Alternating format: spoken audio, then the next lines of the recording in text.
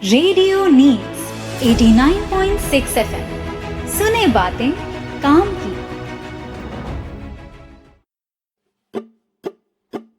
सुने बातें काम की, हर आवाज में उम्मीद, मिलकर होगी सबकी जीत, सबके साथ है रेडियो नीड्स।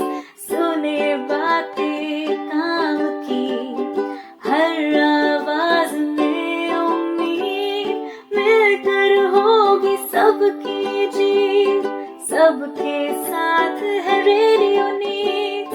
हर महिला की ताकत, हर बच्चे का है हक, मिलकर करे आओ नए सपनों को सच। माँ का प्यार है, बेटी की मुस्कान भी, सुनो उनकी कहानी, उनकी ही जुबानी। रेडियो नीड्स 89.6, सुनो बातें काम की। रेडियो नीड्स है सबके साथ, मिलेगी मदद हर एक बार। रेडियो नीड्स 89.6, सुनो बातें काम की। रेडियो नीड्स है सबके साथ, मिलेगी मदद हर एक बार। सुनो रेडियो नीड्स का है रंग, काम की बातें मिले नई उमंग। सुनो रेडियो नीड्स का है रंग, काम की बातें मिले नई उमंग। जहाँ हर एक बात हो सही और जरूरी, किसी की भी कहानी ना रहे अधूरी।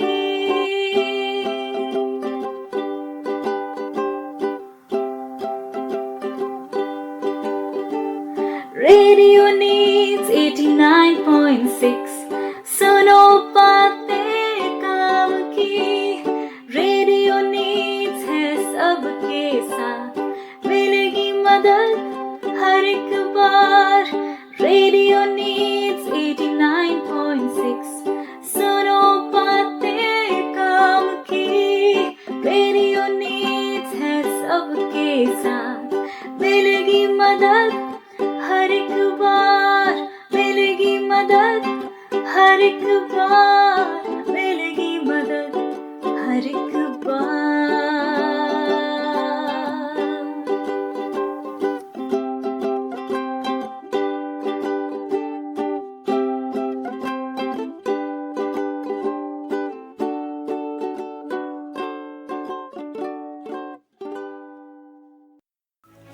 Radio needs 89.6 FM.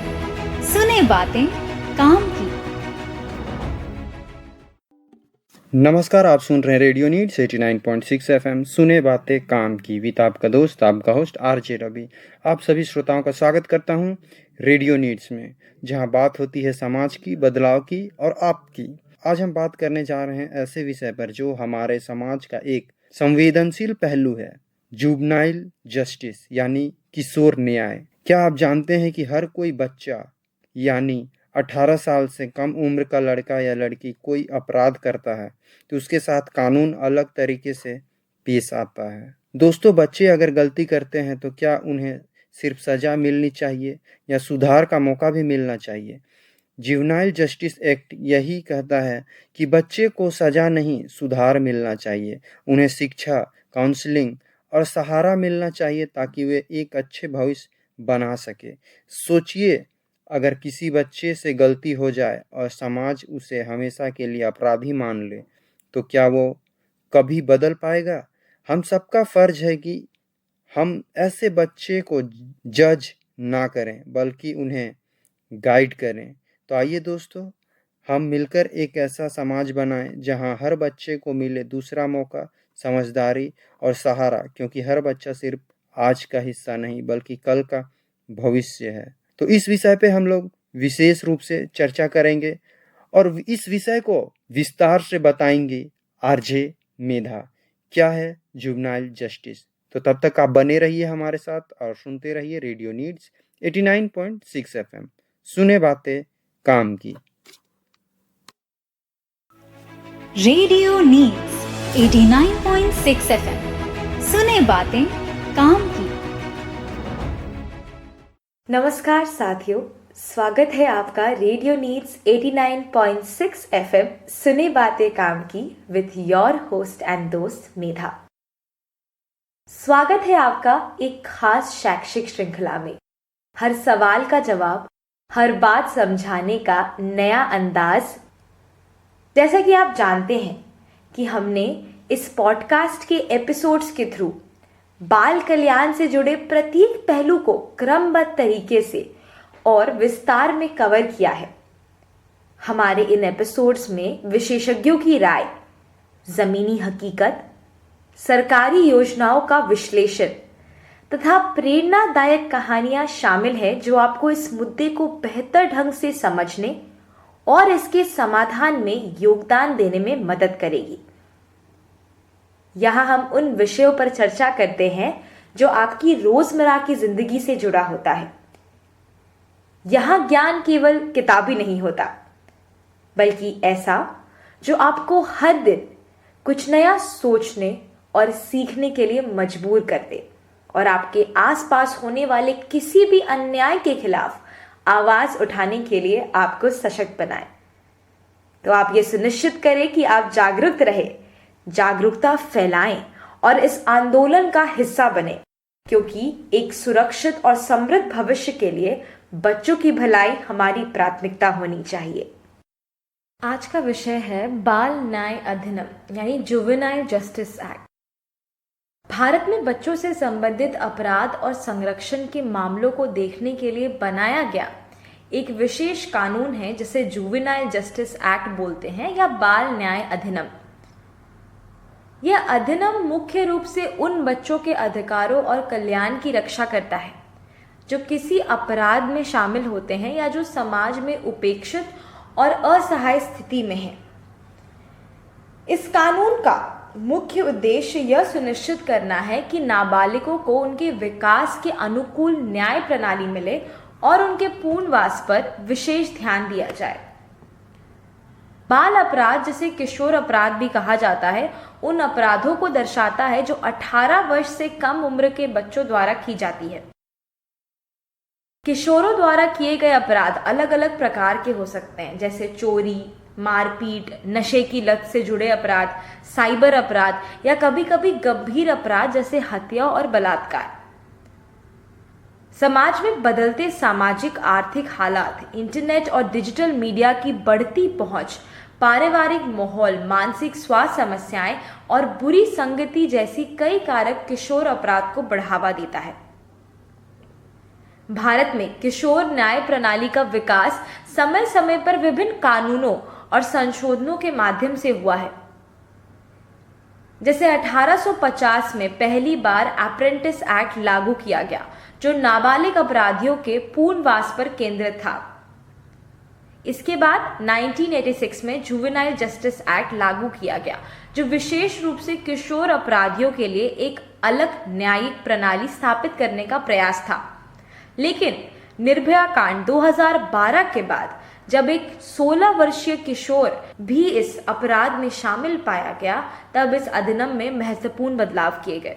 परिणाम स्वरूप 2015 में नया बाल न्याय, देखभाल और संरक्षण अधिनियम 2015 लागू किया गया, जिसमें 16 से 18 वर्ष की आयु के किशोरों के लिए कुछ गंभीर अपराधों में वयस्कों की तरह मुकदमा चलाने का प्रावधान रखा। इस बाल न्याय अधिनियम 2015 के कुछ प्रमुख विशेषताएं हैं, आइए उसको देखते हैं। इसमें पहले 2 प्रकार के किशोरों की श्रेणी है। इस अधिनियम के तहत 2 प्रकार के किशोरों को परिभाषित किया गया है। पहला, वे बच्चे जो देखभाल और संरक्षण की आवश्यकता में हैं, CNCP यानी children in need of care and protection. और दूसरा, वे बच्चे जो किसी अपराध में शामिल पाए जाते हैं, यानी CICL, children in conflict with law.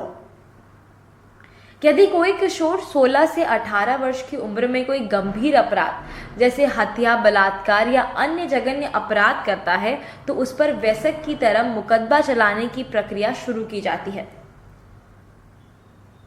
इसमें जुवेनाइल जस्टिस बोर्ड की भूमिका बहुत ज़्यादा ज़रूरी है। बाल अपराधियों के मामले को सुनने के लिए जुवेनाइल जस्टिस बोर्ड की स्थापना की गई है, जो यह तय करता है कि किशोर को सुधार गृह में भेजा जाएगा या वयस्क अदालत में मुकदमा चलेगा।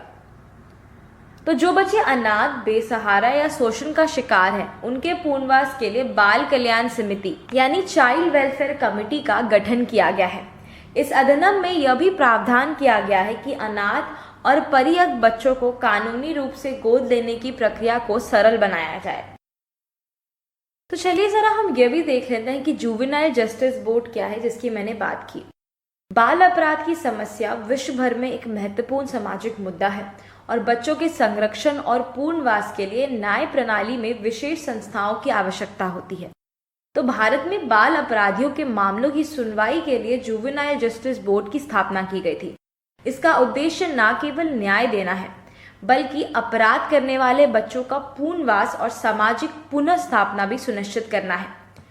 जुवेनाइल जस्टिस बोर्ड का गठन जुवेनाइल जस्टिस एक्ट, जिस पर हम चर्चा कर रहे हैं, 2015 के तहत किया गया। यह बोर्ड उन बच्चों के मामलों की सुनवाई करती है जिनकी आयु 18 वर्ष से कम होती है। बोर्ड में 3 सदस्य होते हैं, एक न्यायिक मजिस्ट्रेट और 2 सामाजिक कार्यकर्ता, जिसमें से एक महिला होना अनिवार्य है। इसके कुछ कार्य और अधिकार हैं। पहला, बाल अपराधियों के मामलों की जांच और सुनवाई करना, बच्चों को पुनर्वास के लिए सुधार गृह या देखरेख संस्थानों में भेजना, बच्चों को शिक्षा, काउंसलिंग और रोजगार के अवसर प्रदान करना एवं मामूली अपराधों में बच्चों को चेतावनी देकर छोड़ना। अतः जुवेनाइल जस्टिस बोर्ड बच्चों के जीवन में एक नई शुरुआत का अवसर प्रदान करता है। यह केवल अपराधियों को सजा देने का मंच नहीं, बल्कि उन्हें समाज का जिम्मेदार नागरिक बनाने की दिशा में महत्वपूर्ण कदम है। समाज में सभी वर्गों को इस प्रणाली का सहयोग करना चाहिए ताकि बाल अपराधियों को बेहतर भविष्य मिल सके। अब हम चर्चा करते हैं इस अधिनियम के प्रभाव, चुनौतियों और आवश्यक सुधारों पर। तो बाल न्याय अधिनियम 2015 का मुख्य उद्देश्य यह सुनिश्चित करना है कि अपराध में लिप्त या उपेक्षित बच्चों को एक ऐसा वातावरण मिले जहां वे सुधार और पुनर्वास के अवसर प्राप्त कर सके। इस अधिनियम ने भारत की न्याय प्रणाली में एक बड़ा बदलाव लाया है, क्योंकि अब 16 से 18 वर्ष के किशोरों को उनके द्वारा किए गए अपराध की गंभीरता के आधार पर वयस्कों की तरह मुकदमे का सामना करना पड़ सकता है। इस अधिनियम के लागू होने के बाद समाज में इसके विभिन्न प्रभाव देखे गए। एक ओर यह उन लोगों के लिए एक सख्त संदेश है जो गंभीर अपराधों में लिप्त होते हैं, वहीं दूसरी ओर यह उन बच्चों को संरक्षण भी प्रदान करता है जो अपने परिवार या समाज से उपेक्षित हैं। इस अधिनियम का व्यापक प्रभाव विभिन्न क्षेत्रों में देखा गया। पहला, यह अधिनियम सुनिश्चित करता है कि किशोर अपराधियों को उचित तरीके से जांच और न्यायिक प्रक्रिया से गुजरा जाए। जुवेनाइल जस्टिस बोर्ड यह तय करता है कि किसी प्रकार के अपराध के लिए किशोर को वयस्क अदालत में भेजा जाए और किसे सुधार गृह में रखा जाए। इस अधिनियम का मुख्य उद्देश्य केवल दंड देना नहीं है, बल्कि किशोर अपराधियों को समाज में वापस लाने और उन्हें एक नई दिशा देने पर जोर देना है। सुधार गृहों में काउंसलिंग, शिक्षा और व्यावसायिक प्रशिक्षण दिया जाता है ताकि किशोरों को दोबारा अपराध की दुनिया में जाने से रोका जा सके। यह अधिनियम उन बच्चों को भी संरक्षण प्रदान करता है जो मानव तस्करी, बाल मजदूरी या अन्य प्रकार के शोषण का शिकार होते हैं। बाल कल्याण समितियां ऐसे बच्चों को उचित आश्रय, शिक्षा और पुनर्वास की सुविधा प्रदान करती है। भारत में अनाथ और परित्यक्त बच्चों को गोद लेने की प्रक्रिया पहले से बहुत जटिल थी, जिससे बच्चे उचित देखभाल से वंचित रह जाते थे। लेकिन इस अधिनियम के तहत इवन दत्तक ग्रहण, जो अडॉप्शन बोलते हैं, उसकी प्रक्रिया को आसान और पारदर्शी बनाया गया है। अगर हम कुछ आंकड़े देखें तो राष्ट्रीय अपराध रिकॉर्ड ब्यूरो NCRB के अनुसार 2022 में किशोर अपराधियों की संख्या लगभग 31,000 थी। 16 से 18 वर्ष के किशोरों द्वारा किए गए अपराधों की संख्या 60% से अधिक थी और 70% से अधिक किशोर अपराधी अशिक्षित या आर्थिक रूप से कमजोर पृष्ठभूमि से आते थे। चलिए इसे एक कहानी की तरफ से समझते हैं। रामू एक 7 वर्षीय लड़का है। झुग्गी में रहने वाला बच्चा था। उसके माता पिता मजदूर थे और गरीबी के कारण उसे कम उम्र में ही काम करना पड़ा। गलत संगति में पड़कर उसने चोरी करना शुरू कर दिया। एक दिन वह एक मोबाइल छीनते पकड़ा गया और पुलिस ने उसे पकड़ लिया। पहले उसे कठोर दंड की आशंका थी, लेकिन किशोर न्याय अधिनियम के तहत उसे सुधार गृह भेजा गया, जहां उसने शिक्षा प्राप्त की और व्यावसायिक प्रशिक्षण लिया। कुछ वर्षों बाद उसने अपनी दुकान खोली और एक अच्छा नागरिक बना। यह उदाहरण दर्शाता है कि सही मार्गदर्शन से किशोर अपराधियों का पुनर्वास संभव हो सकता है। परंतु ये इतना आसान नहीं है। इसमें बहुत सारी चुनौतियां शामिल होती हैं और हमें उन चुनौतियों को जानना जरूरी है। पहला है कि कुछ विशेषज्ञों का मानना है कि 16 से 18 वर्ष के किशोरों को वयस्कों की तरह दंडित करना और उनके सुधार की संभावनाओं को कम कर सकता है। किशोरावस्था में किए गए अपराध अक्सर आवेग या सामाजिक प्रभाव के कारण होते हैं, इसलिए उन्हें सुधार का मौका मिलना चाहिए। कई बार यह तय करना कठिन होता है कि कौन सा अपराध इतना गंभीर है कि किशोर को वयस्क की तरह सजा दी जाए या फिर उन्हें नहीं दी जाए। तो कई मामलों में यह फैसला लेने में काफी जटिलताएं आती हैं। भारत में कई सुधार गृहों की स्थिति बहुत खराब है। यहाँ रहने वाले किशोरों को सही शिक्षा और पुनर्वास के अवसर नहीं मिल पाते, जिससे वे दोबारा अपराध की दुनिया में लौट जाते हैं।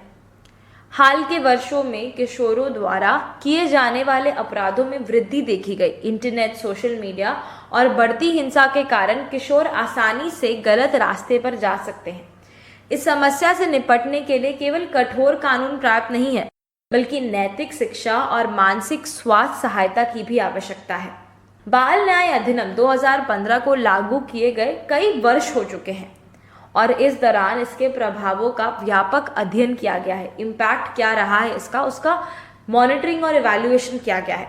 यह अधिनियम जहां एक और किशोर अपराधियों को सुधारने और पुनर्वसित करने पर केंद्रित है, वहीं यह गंभीर अपराधों के मामलों में सख्त सजा का भी प्रावधान करता है।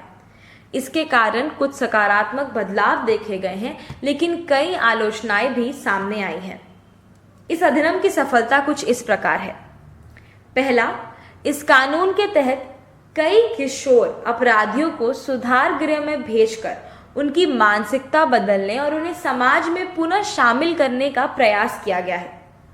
कई किशोरों को शिक्षा और व्यावसायिक प्रशिक्षण देकर बेहतर जीवन की ओर प्रेरित किया गया है। इस अधिनियम के तहत गोद लेने की प्रक्रिया को अधिक पारदर्शी और तेज बनाया गया है, जबकि अधिक से अधिक बच्चे कानूनी रूप से अपनाए गए हैं, जिससे वे सुरक्षित और स्थायी परिवार पाए हैं। जुवेनाइल जस्टिस बोर्ड की अगर हम बात करें और बाल कल्याण समितियों की, तो उनके माध्यम से अधिक संगठित तरीके से किशोरों के मामलों की सुनवाई और समाधान किए गए हैं। यह अधिनियम बच्चों को मानव तस्करी, बाल मजदूरी और अन्य प्रकार के शोषण से बचाने में मदद करता है। सरकारी और गैर सरकारी संगठनों के सहयोग से इन बच्चों को सही देखभाल और संरक्षण मिलता है। पर इसमें चुनौतियां भी कुछ इसी प्रकार हैं। कई सामाजिक कार्यकर्ताओं और मनोविज्ञानों का मानना है कि किशोर अपराधियों को वयस्क की तरह दंडित करना उचित नहीं है। किशोर अपराध अक्सर भावनात्मक और मानसिक अस्थिरता के कारण होते हैं, इसीलिए सुधारात्मक दृष्टिकोण अधिक प्रभावी हो सकता है। साथ ही भारत में कई सुधार गृहों की स्थिति, जैसे मैंने कहा, दयनीय है। कई बार वहां बच्चों को सही शिक्षा और पुनर्वास सुविधाएं मिलती ही नहीं है। कई मामलों में यह तय करना मुश्किल होता है कि कौन सा किशोर अपराधी सुधार के योग्य है और कौन सा वयस्कों की तरह मुकदमे का सामना करने के लिए उपयुक्त है। कई किशोर गरीबी, घरेलू हिंसा, नशे की लत और सामाजिक भेदभाव के कारण अपराध की ओर बढ़ते हैं। केवल कानूनी कार्रवाई से इन समस्याओं का समाधान नहीं किया जा सकता। इसके लिए शिक्षा, रोजगार और मानसिक स्वास्थ्य, ये तीनों की सहायता चाहिए। हालांकि बाल न्याय अधिनियम 2015 ने किशोर न्याय प्रणाली को अधिक प्रभावी और संगठित बनाने में महत्वपूर्ण भूमिका निभाई है। इसमें अभी भी कई सुधारों की आवश्यकता है। किसी भी कानून की सफलता उसके उचित क्रियान्वयन और निरंतर विकास पर निर्भर करती है। तो इसमें किशोर अपराधों को रोकथाम के लिए सबसे महत्वपूर्ण कदम पुनर्वास यानी रिहैबिलिटेशन है। केवल दंड देने से समस्या का समाधान नहीं होगा, बल्कि किशोरों को सही दिशा देने और उन्हें समाज में दोबारा शामिल करने के लिए अधिक प्रयास किए जाने चाहिए। सुधार गृहों में बच्चों को मानसिक स्वास्थ्य परामर्श, नैतिक शिक्षा और व्यावसायिक प्रशिक्षण देने की व्यवस्था होनी चाहिए। भारत में कई किशोर सुधार गृहों की स्थिति दयनीय है। कई जगह पर मूलभूत सुविधाओं की कमी है और बच्चों के साथ अच्छा व्यवहार नहीं किया जाता। सुधार गृहों की नियमित निगरानी और उनमें गुणवत्ता सुधार के लिए अधिक बजट और संसाधन आवंटित किए जाने चाहिए। किशोर अपराध का एक बड़ा कारण मानसिक स्वास्थ्य समस्याएं हैं, यानी मेंटल हेल्थ प्रॉब्लम्स, और पारिवारिक समस्याएं यानी फैमिली प्रॉब्लम्स। तो इसके लिए प्रत्येक किशोर न्याय मामले में मानसिक स्वास्थ्य विशेषज्ञों की सहायता ली जानी चाहिए। किशोर अपराधियों के लिए परामर्श यानी काउंसलिंग और थेरेपी जैसी सुविधाएं सुनिश्चित की जानी चाहिए। वर्तमान अधिनियम में यह प्रावधान है कि 16 से 18 वर्ष के किशोरों पर गंभीर अपराधों में वयस्कों की तरह मुकदमा चलाया जा सकता है, लेकिन यह तय करने की प्रक्रिया कई बार जटिल हो जाती है। न्यायिक प्रक्रिया को सरल, त्वरित और पारदर्शी बनाने के लिए विशेष दिशा निर्देश बनाए जाने चाहिए। साथ ही किशोर अपराध को रोकने के लिए समाज में जागरूकता बढ़ाने की जरूरत है। स्कूलों, समुदायों में नैतिक शिक्षा, साइबर शिक्षा, नशे के दुष्प्रभावों और अपराध के कानूनी परिणामों पर विशेष कार्यक्रम चलाए जाने चाहिए। माता पिता और शिक्षकों को भी बच्चों के मानसिक और भावनात्मक विकास में सहायता करने के लिए प्रशिक्षित किया जाना चाहिए। तो किशोर अपराधों को रोकने में परिवार और समाज की भूमिका सबसे महत्वपूर्ण है। माता पिता को बच्चों के मानसिक और भावनात्मक विकास पर ध्यान देना चाहिए। अगर हम बात करें तकनीकी संसाधनों का उपयोग के बारे में, तो आज की डिजिटल दुनिया में अपराधों का स्वरूप बदल रहा है। साइबर अपराधों में किशोरों की भागीदारी बढ़ रही है।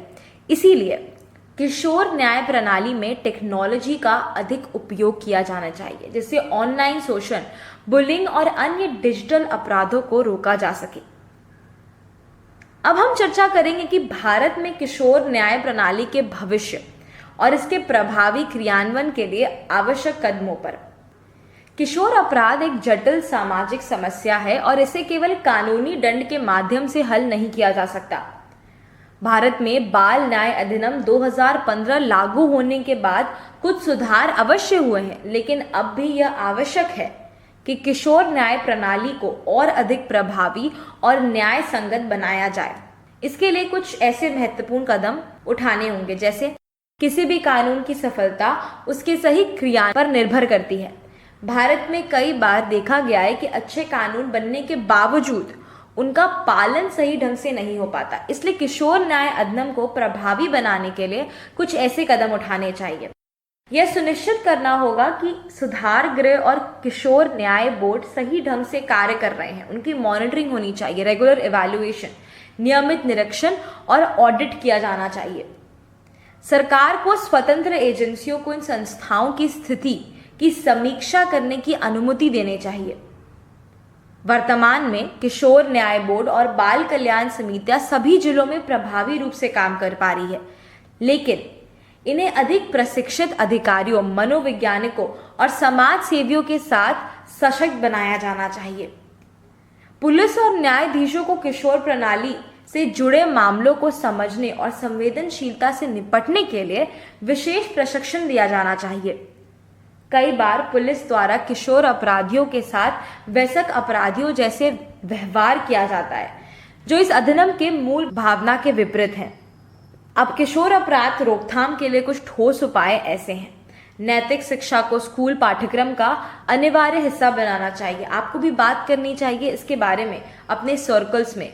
किशोरों को उनके कानूनी अधिकारों और जिम्मेदारियों की जानकारी दे जानी चाहिए। उन्हें ये पॉडकास्ट सुनाएं, उनको बताएं उनके हक के बारे में, और यह भी बताएं कि कैसे जुवेनाइल जस्टिस एक्ट वर्क करता है।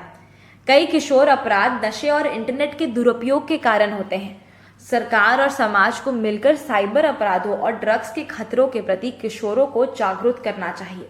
अनाथ, गरीब और शोषित बच्चों के लिए विशेष योजनाएं चलाई जानी चाहिए ताकि वे अपराध की दुनिया में जाने से बच सके। सरकारी और गैर सरकारी संगठनों को इस दिशा में मिलकर काम करना चाहिए। स्थानीय स्तर पर सहायता केंद्र बनाए जाने चाहिए जहां माता पिता, शिक्षक और बच्चे जाकर सलाह कर सके, एक कॉन्वर्सेशन कर सके। इन केंद्रों में काउंसलिंग और रोजगार की प्रशिक्षण दी जानी चाहिए। साथ ही टेलीविजन, इंटरनेट और अन्य माध्यमों से बच्चों और माता पिता को सही जानकारी देना चाहिए। अतः किशोर न्याय अधिनियम 2015 ने भारत अपराध की समस्या को हल करने की दिशा में एक महत्वपूर्ण कदम उठाया है, लेकिन इस कानून को प्रभावी बनाने के लिए अभी भी कई सुधारों की आवश्यकता है। सिर्फ कठोर दंड देने से समस्या का हल नहीं होगा, बल्कि किशोरों को सही दिशा देने, उनकी मानसिक और भावनात्मक समस्याओं को समझने और समाज में पुनः शामिल करने के लिए व्यापक कदम उठाने होंगे। सरकार, न्यायपालिका, पुलिस, स्कूल, माता पिता और समाज सभी को मिलकर काम करना होगा ताकि बच्चों का भविष्य सुरक्षित हो और वे अपराध के रास्ते पर जाने से बच सके। किशोर अपराध केवल एक कानूनी मुद्दा नहीं, बल्कि यह एक सामाजिक समस्या भी है और इसका समाधान भी सामाजिक प्रयासों के माध्यम से संभव होगा। किशोर न्याय अधिनियम एक प्रगतिशील और सुधारात्मक कानून है जिसका उद्देश्य समाज के सबसे कमजोर वर्ग यानी नाबालिग अपराधियों को सुधार के अवसर प्रदान करना है। यह कानून केवल सजा देने के बजाय पुनर्वास और शिक्षा पर जोर देता है ताकि यह किशोर अपराध की दुनिया से बाहर निकलकर समाज के जिम्मेदार नागरिक बन सके। हालांकि इस कानून को प्रभावी बनाने के लिए सरकार, समाज और गैर सरकारी संगठन और परिवारों को एक साथ मिलकर कार्य करना होगा। वर्तमान आंकड़ों के अनुसार किशोर अपराधियों के दर में लगातार वृद्धि हो रही है, जो कि चिंता का विषय है। समाज में बढ़ती असमानता, आर्थिक विषमताएं, शिक्षा की कमी और गलत संगति जैसी समस्याएं इस वृद्धि का प्रमुख कारण है। कुल मिलाकर किशोर अपराध केवल एक कानूनी मुद्दा नहीं बल्कि नैतिक चुनौती है। हमें यह समझना चाहिए कि हर एक बच्चा एक बीज की तरह होता है। उसे दंड से नहीं बल्कि सही मार्गदर्शन और देखभाल से एक मजबूत और फलदायी वृक्ष बनाया जा सकता है। इसी के साथ हम इस एपिसोड के एंड पे आते हैं। यह एपिसोड छोटा था क्योंकि इस एक्ट के बारे में, बट मैंने कोशिश किया है कि मैं इस एक्ट को होलिस्टिक रूप में कवर करूं, सोशल, लीगल और इकोनॉमिक पॉइंट ऑफ व्यू से। अपनी राय हमारी सोशल मीडिया हैंडल्स पर ज़रूर शेयर करें। हमारे साथ सोशल मीडिया हैंडल्स पर जुड़े और ऐसी चर्चाओं को सुनने के लिए जुड़े रहे हमारे साथ। आप सुन रहे थे रेडियो नीड्स 89.6 FM सुने बातें काम की विथ योर होस्ट एंड दोस्त मेधा। रेडियो नीड्स 89.6 FM सुने बातें काम की।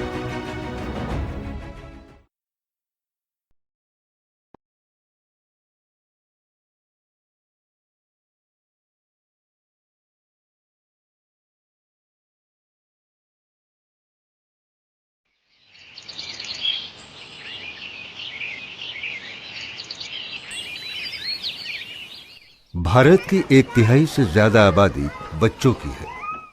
हमारे देश के कानून के मुताबिक कोई भी व्यक्ति जिसने 18 साल की उम्र पूरी न की हो, बच्चा माना जाता है। ऐसे बच्चे जो बेसहारा, अनाथ या मुश्किल हालात के शिकार हैं, या फिर वो बच्चे जो अपराध में शामिल हो जाते हैं, उनकी देखभाल, सुधार और पुनर्वास के लिए सरकार ने एक कानून बनाया है जो सन 2000 से देश भर में लागू है। आइए इस कानून के बारे में और बारीकी से जानते हैं। इस कानून का पूरा नाम बाल न्याय, बच्चों की देखभाल एवं सुरक्षा अधिनियम 2000 है। बच्चों को इस कानून के तहत 2 श्रेणियों में रखा गया है। एक, देखभाल और सुरक्षा की जरूरत वाले बच्चे। 2, अपराध में लिप्त बच्चे। ऐसा कोई भी बच्चा जिसके पास रहने की जगह नहीं है या फिर जिसके मां बाप नहीं है, जो काम करता है, जो सड़क पर रहता है, जो भीख मांगता है, जो किसी आपदा का शिकार है, जिसके माता पिता उसकी उचित देखभाल करने के लायक नहीं है, जो नशे का शिकार है, जिसके जीवन को खतरा है, या फिर जिसका कोई गलत काम के लिए इस्तेमाल कर रहा है, ऐसे सारे बच्चे देखभाल और सुरक्षा की जरूरत वाले बच्चों की श्रेणी में आते हैं। ऐसे बच्चों की देखभाल का बंदोबस्त करने के लिए हर जिले में कम से कम एक बाल कल्याण समिति का प्रावधान है। कोई भी नागरिक, पुलिस या फिर कोई भी सामाजिक संस्था ऐसे बच्चों को बाल कल्याण समिति के सामने ले जा सकती है। बाल कल्याण समिति बच्चे की देखभाल और उसकी सुरक्षा के लिए काम करती है। बाल कल्याण समिति में 4 सदस्य और एक अध्यक्ष होते हैं, जो बच्चे के सर्वोत्तम हित को सामने रखते हुए उसके भविष्य के बारे में सर्वसम्मति या बहुमत से फैसला करते हैं। बाल कल्याण समिति को कानून में अदालत का दर्जा मिला हुआ है और इसके फैसले हर किसी के लिए मान्य हैं। अगर किसी को बाल कल्याण समिति के किसी फैसले से आपत्ति है तो वो जिला अदालत या उच्च न्यायालय में उस फैसले के खिलाफ अपील कर सकता है। जब किसी बच्चे को बाल कल्याण समिति के सामने ले जाया जाता है तो सबसे पहले बाल कल्याण समिति बच्चे की उम्र की जांच करती है।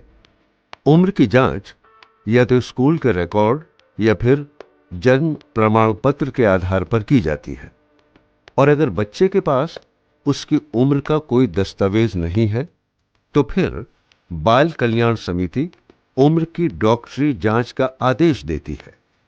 उम्र की जांच में 18 साल से कम उम्र तय होने पर समिति अधिकतम 4 महीने के अंदर बच्चे के बारे में अपना फैसला देती है। जांच के दौरान बच्चे को बाल गृह में रखा जाता है और जांच पूरी होते ही समिति बच्चे के सर्वोत्तम हित को ध्यान में रखते हुए निर्णय लेती है। बच्चे को समिति 18 वर्ष की उम्र होने तक बाल गृह में रख सकती है या उसे किसी को गोद दिए जाने के लिए स्वतंत्र कर सकती है या उसे उसके घर या परिवार के पास वापस भी भेज सकती है। आइए अब अपराध में फंसे बच्चों के बारे में बात करते हैं। इस कानून के तहत बच्चों को अपराधी कहना या बच्चे के साथ वयस्क अपराधी जैसा व्यवहार करना मना है। कानून में ऐसे बच्चों के लिए विधि विरुद्ध किशोर शब्द का प्रयोग किया गया है। ऐसा कोई भी व्यक्ति जिसकी उम्र अपराध होने के दिन 18 साल से कम है, उसे विधि विरुद्ध किशोर यानी अपराध में फंसा बच्चा माना जाता है। ऐसे बच्चों के मामलों की सुनवाई बाल न्याय परिषद यानी जुवेनाइल जस्टिस बोर्ड के सामने होती है। सामान्य बोलचाल की भाषा में इसे JJB कहा जाता है। JJB को भी अदालत का दर्जा हासिल होता है, जिसके फैसले के खिलाफ अपील सेशन जज या फिर उच्च न्यायालय में की जा सकती है। JJB में एक प्रधान प्रथम श्रेणी के मजिस्ट्रेट होते हैं, जिनके साथ 2 सामाजिक कार्यकर्ता भी बाल न्याय परिषद के सदस्य के रूप में शामिल होते हैं। इन सदस्यों में एक का महिला होना जरूरी है। ये तीनों सदस्य एक साथ मिलकर मामले की सुनवाई करते हैं। फैसले बहुमत से किए जाते हैं और जहां हर सदस्य की अलग अलग राय होती है, उन मामलों में प्रधान मजिस्ट्रेट का फैसला मान्य होता है। कोई भी अंतिम फैसला बिना प्रधान मजिस्ट्रेट की उपस्थिति और राय के बिना नहीं किया जा सकता। JJB के सामने लाए गए हर मामले का निपटारा 4 महीने में किया जाना होता है।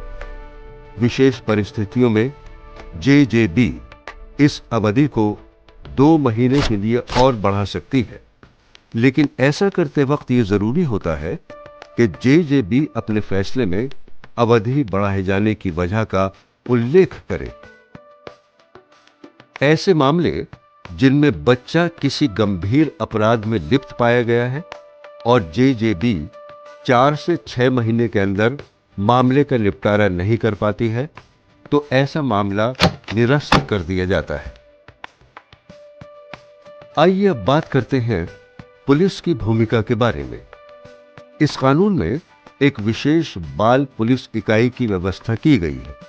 हर थाने में कम से कम एक पुलिस अधिकारी को बाल कल्याण अधिकारी के तौर पर नियुक्त किया जाता है, जो विधि विरुद्ध किशोर और देखभाल और सुरक्षा की जरूरत वाले बच्चे से जुड़े मामलों को देखता है। बाल कल्याण अधिकारी को बच्चों से जुड़े मामलों पर काम करने के लिए विशेष रूप से प्रशिक्षित किया जाता है। कोई भी पुलिस अधिकारी जो बच्चों से जुड़े मामलों पर काम करता है, उसके पुलिस की वर्दी पहनने पर कानून में पाबंदी है। हालांकि घटना के वक्त पुलिस की वर्दी में होने पर कोई पाबंदी नहीं है। ऐसा कोई भी अपराध जिसके लिए कानून के तहत 7 साल से कम की सजा का प्रावधान है, पुलिस बच्चे को निरुद्ध नहीं कर सकती, बल्कि ऐसे मामलों में ऐसे बच्चे को उसके माता पिता की निगरानी में छोड़ दिया जाता है और जल्दी से जल्दी जेजेबी के सामने ले जाया जाता है। जिन मामलों में अपराध गंभीर या संगीन होते हैं, सिर्फ उन मामलों में ही बच्चे को निरुद्ध किया जा सकता है और 24 घंटे के अंदर अंदर जेजेबी के सामने ले जाया जाता है। जेजेबी अगर ठीक समझे तो बच्चे को जमानत मिल जाती है, वरना ऐसे बच्चे को बाल निरीक्षण गृह भेज दिया जाता है। पुलिस के लिए यह जरूरी है कि किसी बच्चे के अपराध में लिप्त पाए जाने पर उसके माता पिता को इस बारे में तुरंत जानकारी दे। जेजेबी के सामने ले जाने से पहले बाल कल्याण अधिकारी को एक रिपोर्ट बनानी होती है, जिसमें बच्चे की पारिवारिक, सामाजिक एवं आर्थिक हालात के बारे में जानकारी दर्ज की जाती है। साथ ही ये भी बताया जाता है कि किन संभावित कारणों से बच्चा अपराध में शामिल हुआ। यह रिपोर्ट जेजेबी को सौंपी जाती है। बच्चे के जेजेबी के सामने पेश होने पर जेजेबी बच्चे की जमानत पर विचार करती है। जमानत पर छोड़ा जाना बच्चे का अधिकार है और जेजेबी सिर्फ उस हालत में जमानत से इनकार कर सकती है जहां जमानत देना बच्चे के हित में न हो। जैसे कि अगर बच्चे को कोई शारीरिक, मानसिक या भावनात्मक खतरा हो, या बच्चे के किसी अपराधी के चुंगल में वापस फंस जाने का खतरा हो, या फिर जहां न्याय की अवहेलना होती हो, ऐसे मामलों में बच्चे को जमानत नहीं दी जाती और उसे बाल निरीक्षण गृह में भेज दिया जाता है। पुलिस बच्चे के साथ किसी भी तरह की हिंसा, मारपीट या बुरा व्यवहार नहीं कर सकती है। बच्चे को लॉकअप या जेल में बंद किए जाने पर सख्त पाबंदी है। बच्चे को हथकड़ी भी नहीं लगाई जा सकती है। पुलिस से कानून में यह अपेक्षा की जाती है कि पुलिस अपराध में फंसे बच्चे के साथ सहानुभूतिपूर्ण तरीके से पेश आए और उसके साथ अपराधियों जैसा व्यवहार बिल्कुल भी न किया जाए। अगर कोई पुलिस अधिकारी इन कानूनों का उल्लंघन करता पाया जाता है तो उस पर आपराधिक मामला दर्ज करके केस चलाया जाता है। दोष साबित होने पर दोषी पुलिस अधिकारी को जेल हो सकती है और उसे नौकरी से निकाला जा सकता है। उच्चतम न्यायालय के एक फैसले के मुताबिक अगर 7 साल से कम की सजा वाले मामलों में पुलिस जांच अधिकारी केस दर्ज होने से 3 महीने के अंदर अंदर जेजेबी में चालान दाखिल नहीं करता है तो ऐसा मामला स्वतः समाप्त माना जाता है। आइए अब इस कानून के कुछ और पहलू देखें जो बच्चों के हित की रक्षा करते हैं। इस कानून की धारा 21 के अनुसार बाल कल्याण समिति या बाल न्याय परिषद के सम्मुख लाए गए किसी भी बच्चे का नाम, तस्वीर या फिर ऐसी कोई भी जानकारी जिससे बच्चे की पहचान का पता लगता हो, किसी भी मीडिया, अखबार या फिर टीवी पर प्रकाशित करना या दिखाया जाना इस कानून के विरुद्ध है और ऐसा करने पर 25,000 रुपए तक का जुर्माना हो सकता है। हालांकि अगर ऐसा करना बच्चे के हित में जरूरी हो तो इसके लिए बाल कल्याण समिति या जेजेबी की अनुमति लेकर ऐसा किया जा सकता है। अगर किसी थाने में किसी बच्चे के आपराधिक मामलों में लिप्त होने से संबंधित कोई जांच आती है तो बच्चे के अपराध में संलिप्त होने का खुलासा करना कानून में मना है। किसी बच्चे को प्रताड़ित करना भीख मंगवाना, बच्चे को शराब या नशीली चीज खिलाना या फिर बाल कर्मचारी का शोषण करना इस कानून के तहत दंडनीय अपराध है और ऐसा करने वालों पर इस कानून की धारा 23, 24, 25 और 26 के तहत मुकदमा दर्ज किया जाता है, जिसमें 6 महीने से लेकर 3 साल तक की सजा का प्रावधान है। इस कानून के तहत हर बच्चे को सरकार के खर्च पर कानूनी सहायता प्राप्त करने और वकील रखने का अधिकार है। कानूनी सहायता और वकील मुफ्त उपलब्ध कराना बाल न्याय परिषद और बाल कल्याण समिति की जिम्मेदारी है। इस कानून के तहत काम करने वाली हर संस्था और व्यक्ति के लिए जरूरी है कि वो अपने काम और फैसले बच्चे के सर्वोत्तम हित को ध्यान में रखते हुए करें। बाल गृह बच्चों के पुनर्वास में एक बड़ी भूमिका निभाते हैं। वैसे तो बच्चों को बाल गृह में रखकर उनके पुनर्वास पर काम करने को इस कानून में सबसे अंतिम उपाय माना गया है, लेकिन इसके बावजूद एक बड़ी संख्या में बच्चे बाल गृहों में रखे जाते हैं। बच्चों के पुनर्वास के लिए बाल गृह के अधिकारी बच्चे के बाल गृह में दाखिल होने के 1 महीने के अंदर अंदर विस्तृत व्यक्तिगत देखरेख योजना तैयार करते हैं। ये योजना ही ये तय करती है कि बच्चे के पुनर्वास के लिए क्या क्या उपाय किए जाएं। ये योजना बाल न्याय परिषद या बाल कल्याण समिति के अंतिम आदेश का अनिवार्य हिस्सा होती है और बाल गृह की प्रबंध समिति को हर 3 महीने पर इस योजना की समीक्षा करनी होती है। बाल गृह के अधिकारी के लिए ये जरूरी है कि इस योजना को बनाते समय वो संबंधित बच्चे से सलाह मशवरा करें और समय समय पर बच्चे के विकास की रिपोर्ट बाल न्याय परिषद या बाल कल्याण समिति को भेजते रहें। इस कानून के तहत सभी संस्थाओं में कार्यवाही और फैसले लेते वक्त बच्चे को अपनी बात कहने और फैसले की प्रक्रिया में शामिल होने का पूरा अधिकार है। ये भी जरूरी है कि पुलिस, बाल न्याय परिषद, बाल कल्याण समिति, बाल गृह और अन्य सभी संबंधित संस्थाएं अपने काम इस तरह करें कि बच्चे को असुविधा, अपमान या तिरस्कार का सामना न करना पड़े। साथ ही ये भी जरूरी है कि इस पूरी कार्यवाही में बच्चे को समझ में आने वाली भाषा का इस्तेमाल किया जाए। कानून मानता है कि बच्चे की सबसे बड़ी जिम्मेदारी परिवार की होती है और इसलिए बच्चे के परिवार को सभी कार्यवाहियों में शामिल रखना और सलाह लेना जरूरी है। इस कानून को सही ढंग से लागू करने और बच्चों के हित को सर्वोपरि रखने से न सिर्फ बच्चों के द्वारा किए जाने वाले अपराधों को रोका जा सकता है, बल्कि एक बेहतर भारत का निर्माण किया जा सकता है।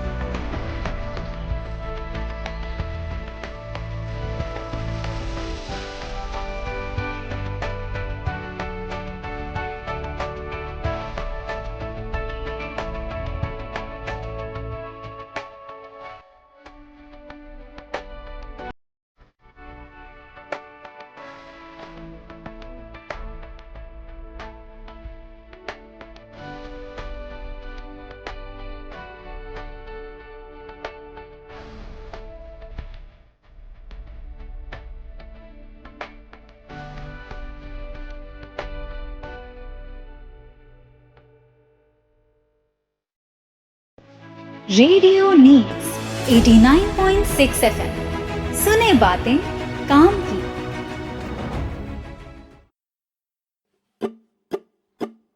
सुने बातें काम की, हर आवाज में उम्मीद, मिलकर होगी सबकी जीत, सबके साथ है रेडियो नीड्स। सुने बातें काम की, हर आवाज में उम्मीद, मिलकर होगी सबकी जीत, सबके साथ है रेडियो नीड्स। हर महिला की ताकत, हर बच्चे का है हक, मिलकर करे आओ नए सपनों को सच। माँ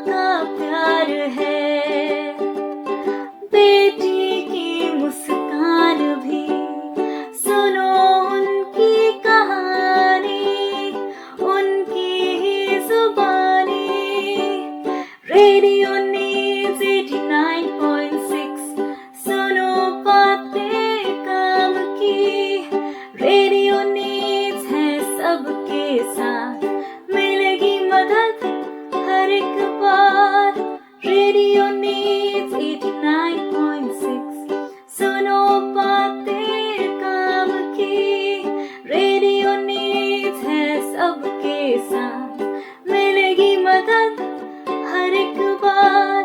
सुनो रेडियो नीड्स का है रंग, काम की बातें मिले नई उमंग।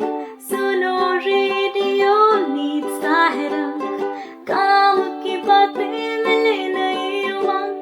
जहाँ हर एक बात हो सही और जरूरी, किसी की भी कहानी ना रहे अधूरी।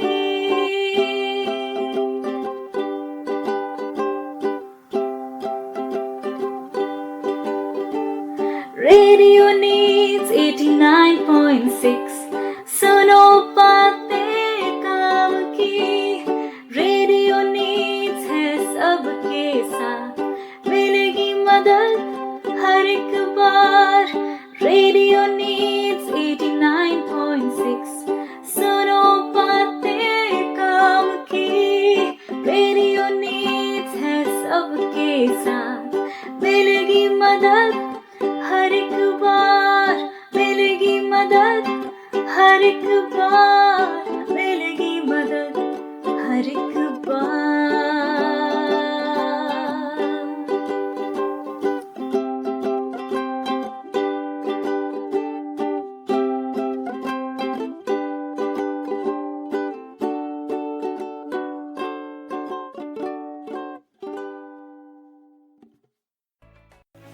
रेडियो नीड्स 89.6 FM, सुने बातें काम की।